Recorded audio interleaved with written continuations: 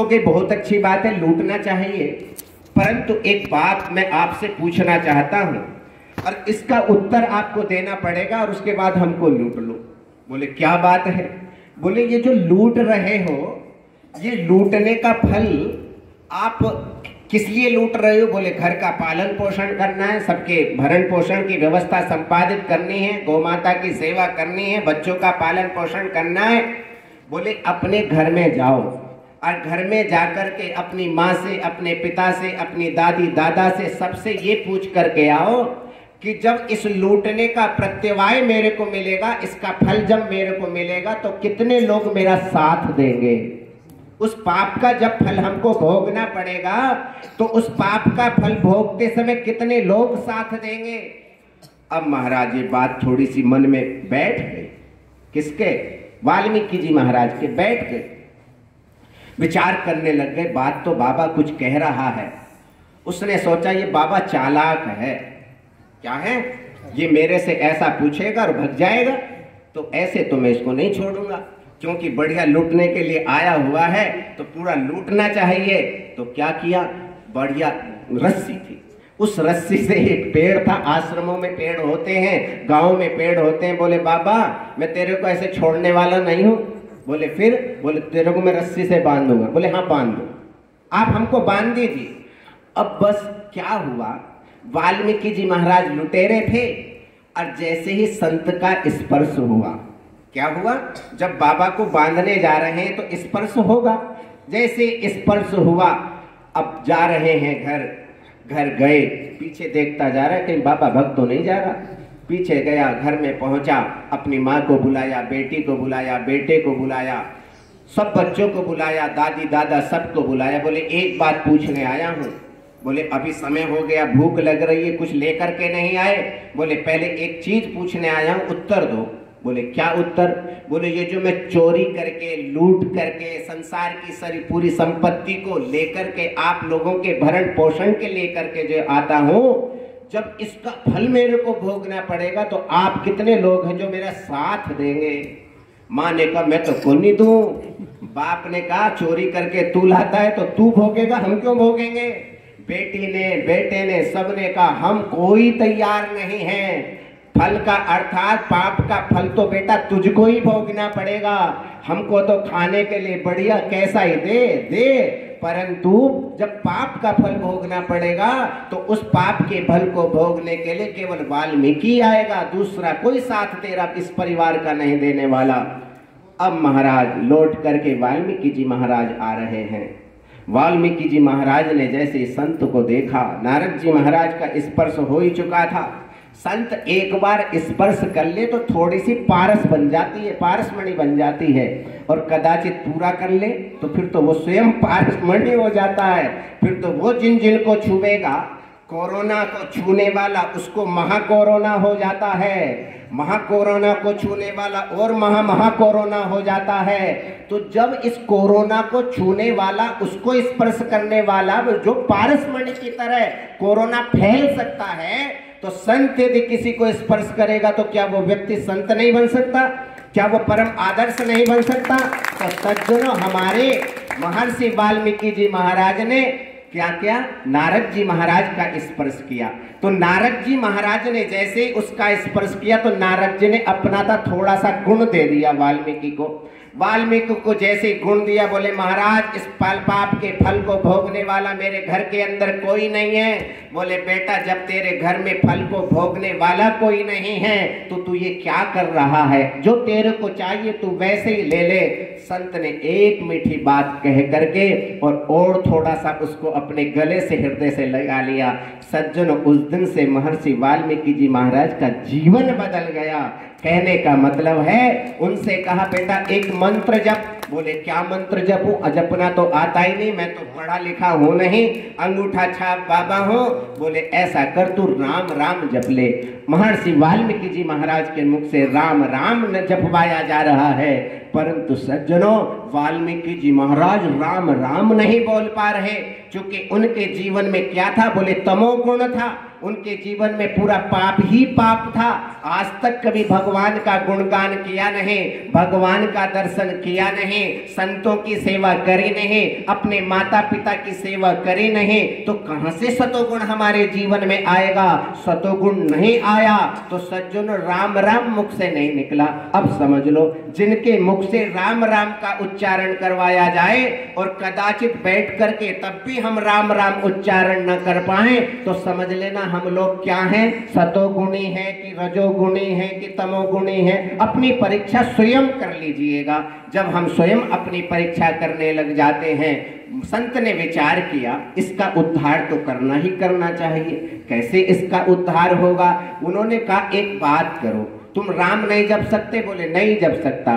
बोले मरा जप सकते हो? बोले हाँ मरा जप सकते हैं। बोले एक लाइन में मरा मरा मरा मरा मरा मरा मरा मरा मरा मराम बोलते चले जाना। क्या बोलते चले जाना? वो मरा ही तुम्हारे लिए राम बन जाएगा।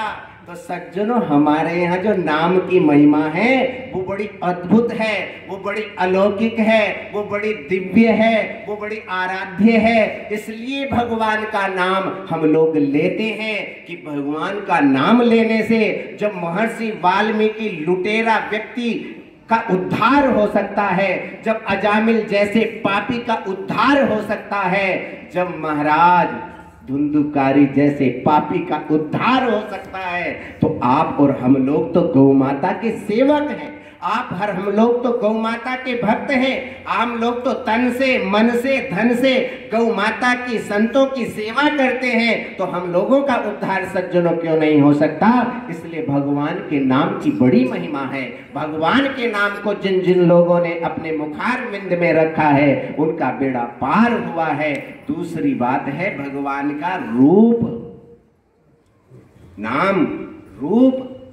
भगवान के रूप को देखकर बड़ा सुंदर मंदिर आपने बताया भगवान राम राधा कृष्ण का। भगवान श्री राधा कृष्ण के रूप को देख करके जो लोग मूर्छित हो जाते हैं, जो जिनकी भावना, जिनकी दृष्टि वहां अटक जाया करती है, भगवान को ही निहारते रहते हैं और भगवान को निहारते निहारते अपनी अनेक क्रियाएं भी संपादित करते रहते हैं।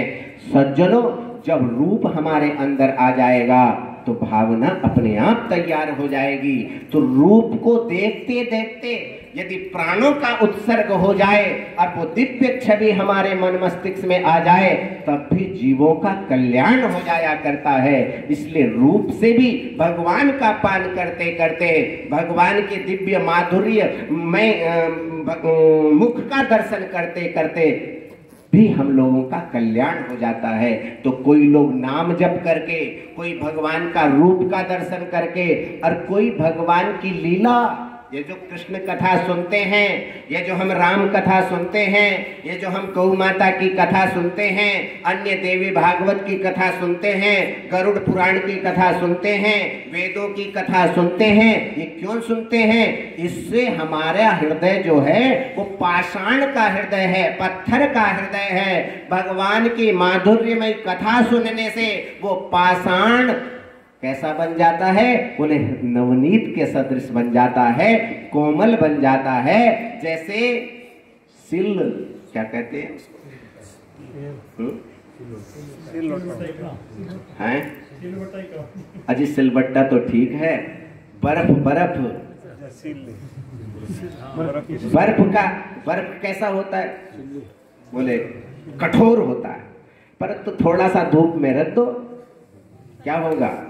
बस कितना ही कठोर व्यक्ति हो, निष्ठुर व्यक्ति हो, उसको धीरे धीरे भगवान की कथा सुनाने लग जाओ और बस 1 दिन 2 दिन 3 दिन नींद आएगी, 4 दिन नींद आएगी और 5वें दिन उसको उसमें रस आने लग जाएगा। वो नींद कब तक आ रही है? जब तक उसके जीवन में तमोगुण और रजोगुण है। सतोगुण तो भगवान है, सतोगुण में तो मनुष्य है ही नहीं। वहां तो भावना आई, क्रिया सिद्ध हुई और आप भगवत में बन गए, नर ही नारायण बन जाता है जब सतोगुण प्रवृत्ति उस व्यक्ति की हो जाया करती है। तो सज्जनों, वो जो बर्फ होती है, जैसे भगवान सूर्य की किरण आने से वो पिघल जाया करती है, उसी प्रकार से भगवान की माधुर्यमयी लीला को हम लोग जब अपने कर्णरंध्रों से श्रवण करते हैं तो आपका निष्ठुर हृदय भी पिघल जाया करता है, और जैसे ही हृदय पिघलता है भगवान आपके समक्ष आ जाया करते हैं। चौथी बात, लीला, नाम बतलाया, रूप बतलाया। लीला, भगवान ने अनेक प्रकार की लीलाएं रची। श्री धाम वृंदावन में आप जाते हो, प्रवेश करते ही वहां पर राधे कृष्ण सुनाई पड़ने लग जाता है। वहां की रज में वो विशेषता है कि आप विचरण करने चले जाते हो, आप वहां पर पद यात्रा करते हो, निधिवन में जाकर के अपने आप आपका भाव वैसा बन जाता है कि भगवान इन लताओं में आज भी खेल रहे हैं। आज भी वहां पर इस प्रकार का आनंद हम लोग देखते हैं। लताएं किस प्रकार से लिपटी हुई हुआ करती हैं, वहां पर जाकर के हम लोगों का भावोद्रेक होता है। उस भावना को हम समझ करके भगवान ऐसी विलक्षण शक्ति दे दिया करते हैं। उस लीला को देखते देखते भी, उस लीला का अनुभव करते करते भी सज्जनों मनुष्य का कल्याण हो जाया करता है। चौथी बात है भगवान का धाम।